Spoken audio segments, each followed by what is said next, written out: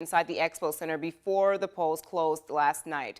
Brooke is live with us this morning. Brooke, a lot of people were frustrated. They were out there at the Expo Center. Yeah, we were on the air as those doors closed right after 6 o'clock, and just under 200 people were still on the pad outside the Expo Center, pretty frustrated with the time they'd spent trying to get there to the polling place before that hard cutoff deadline at 6 o'clock last night.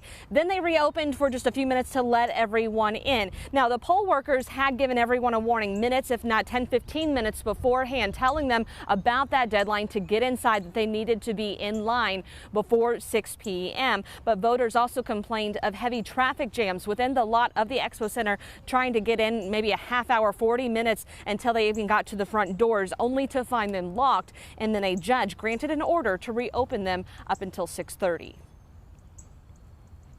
Everybody's vote should count, and it shouldn't be fair that we're cut off on a certain time when there's people that work still. Everybody just kind of rushed in because we were just excited and ready to go ahead and get their vote in. It's my right to vote, and I took advantage of that right.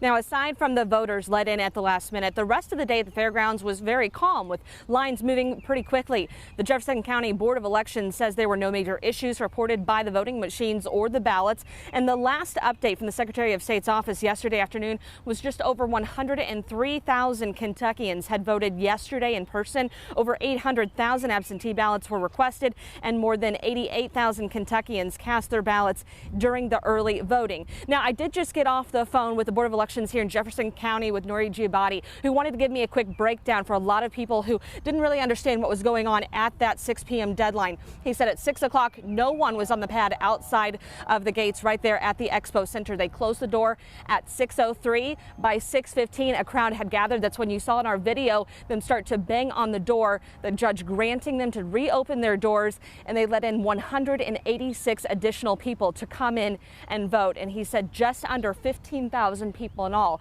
voted in Jefferson County yesterday. Brooke Hash, WHAS 11 News.